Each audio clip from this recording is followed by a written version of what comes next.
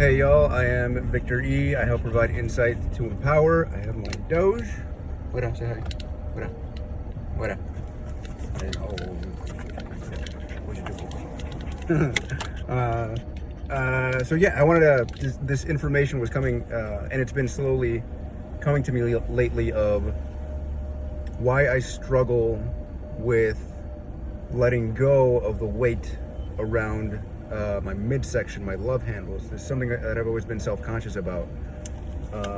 And I was kind of, talking on the astral planes with some people. And what came to me before, when I was doing research on this, is love handles are the emotional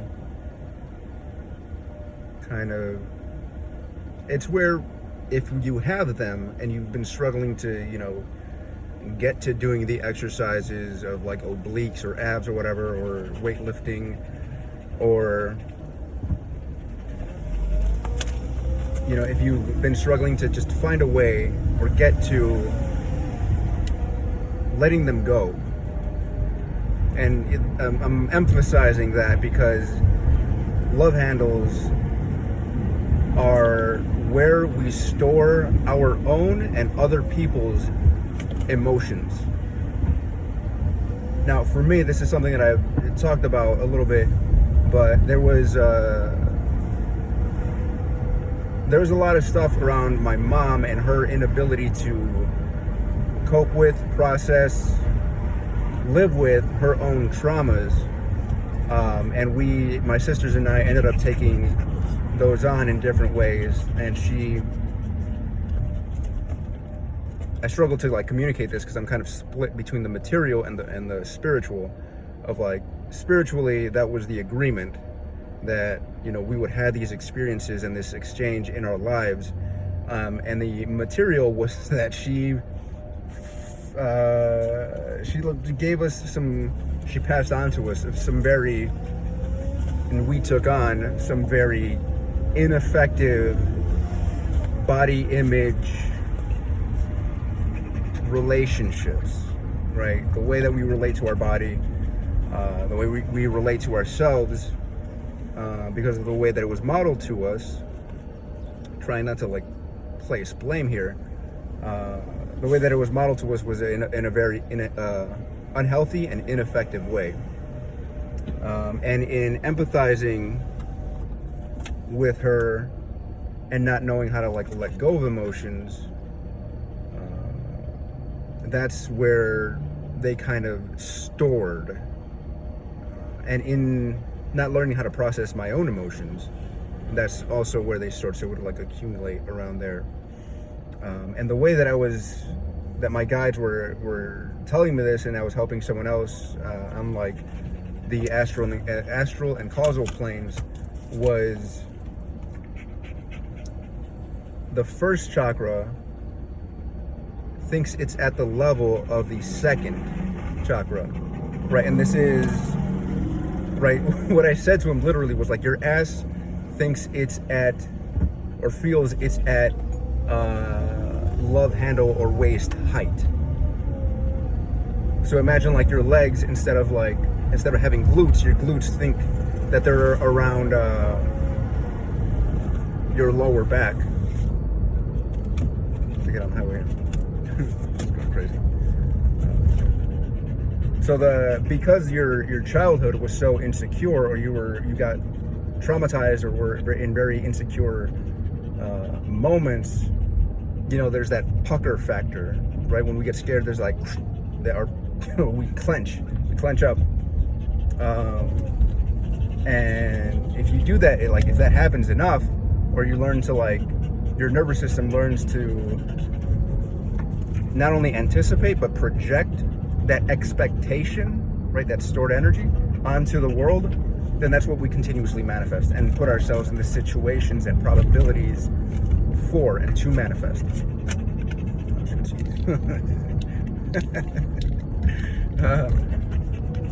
So how do we let that go? We can do all the exercise. We can try to kind of punish and shame our way into, having a supposedly healthier physique on the outside. But if we don't address the emotional, if we don't address the beliefs, then we're going to be in that yo-yo of weight loss, in that karmic loop. And in part that means forgiving not only those who hurt us or who modeled those beliefs and instilled that impression, but forgiving ourselves for taking that on, for thinking that it was our fault, for holding that against ourselves and holding on to it.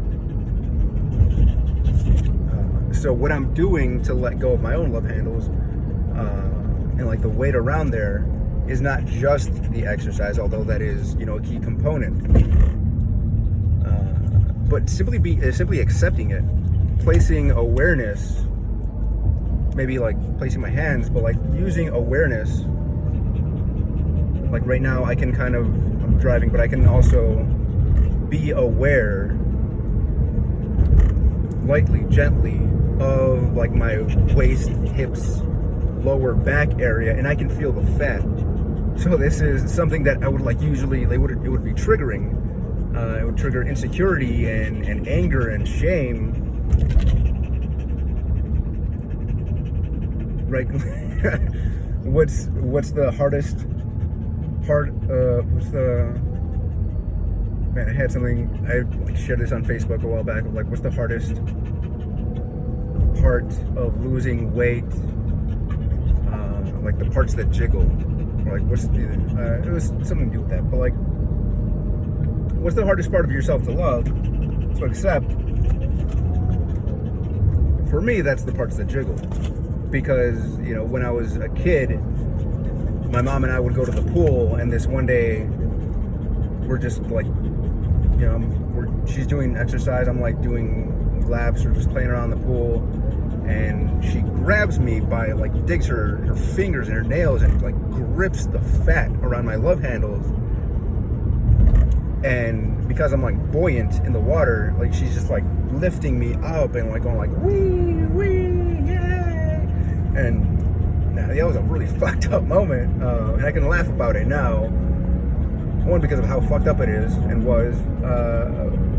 But two, because we've talked, and she still won't admit it. She can't remember. She's blocked it out of her own memory because she doesn't want to see herself as someone who's capable of that, or someone who's capable of driving one of my sisters to bulimia, or the other sister to incredible weight gain, and she's borderline or has diabetes now, because of the little things or remarks or comments, for the sister that she helped overcome her obesity by instilling it in her. She would grab her by any little, she wasn't fat, she was healthy. She would grab her by the waist fat and be think about what you're gonna eat today. Yeah. But in holding anything against our mom, we're also holding on to that within ourselves. And in holding on to that within ourselves, we're stuck in that karmic loop of not only, let's say, hating or disliking or not wanting a relationship with our mother, but also holding on to the shame and keeping ourselves in the shame cycle, in the self-hatred and guilt cycle, right? If I have shame, but guilt and shame are so intertwined. But if I have shame, then I'm gonna probably eat it. So that was my thing of overeating or over-exercising, and then feel guilty about having done that.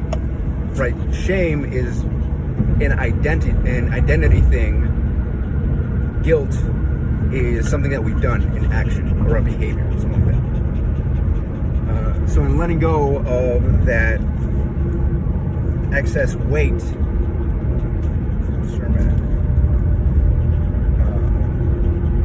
big thing in the road. We're letting go of the beliefs that we held. I believed that I wasn't worthy of my mom's attention because she was completely checked out mentally and emotionally when she was in one of her catatonic, schizophrenic mental checkouts where she was just like sitting on the couch staring out the window. Right, I took that on as like me not being worthy of love and attention.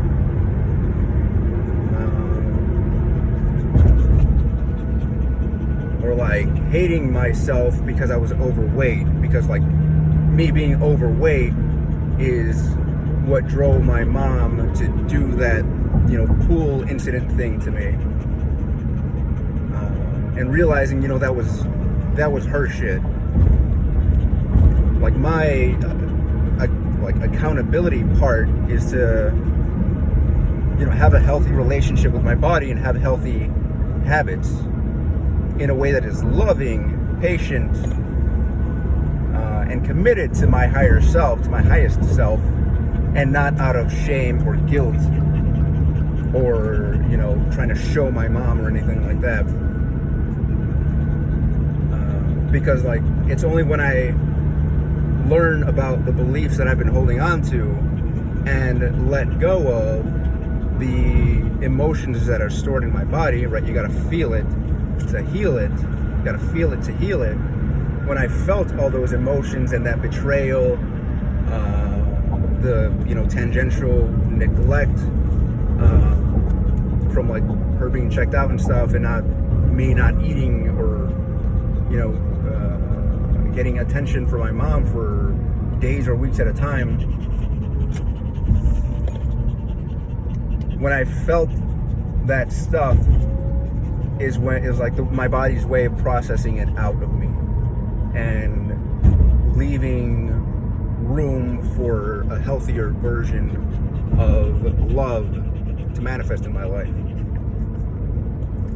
So I can't like hate or scold or scorn my way out of having love handles. That's something that I have to like accept, that it's there, that they're there. Like those emotions are and were there. Like I'm still working through some stuff.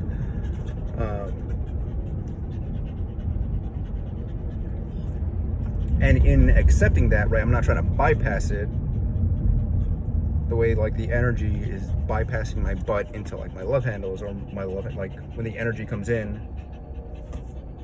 bypassing a bunch of stuff, sitting with it, sitting with the discomfort, with the emotions, whatever they may be, and letting them go.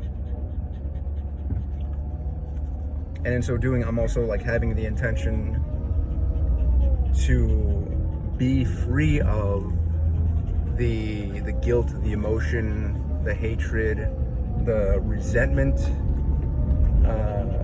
that I've been holding on to against not only my mom, but like people who have like healthy relationships with their parents. Yeah, like people who take pictures and go on vacations with their families, like so weird to me. Or like people whose moms have died and like they miss them. I'm like, that's such a fucking weird feeling to like miss your mom. Whenever my mom would go on vacation, my sisters and my dad and I would be like, vacation time. If you've ever seen Malcolm in the Middle, it's like, yeah, it's like that kind of mom, but like different and a lot more fucking toxic. But we let go of these things, right? Forgiving, speaking the words like, I forgive her, I forgive my mom, I ask my mom for forgiveness, I forgive myself. Like that little 3-line mantra, you could call it, that I've repeated for myself, and I hope my clients guided them through that forgiveness exercise. We've all seen tremendous change and results, even if it felt like maybe it wasn't working at the time, or like it didn't immediately bring about a great sense of change. Like there was, over time, almost like a Jenga thing. We like took out one brick and like the rest of it slowly started to like break up and fall apart. Over time, and especially the more we practice it, the more results that we see, the more changes that we see, and the higher quality of results and changes that we see.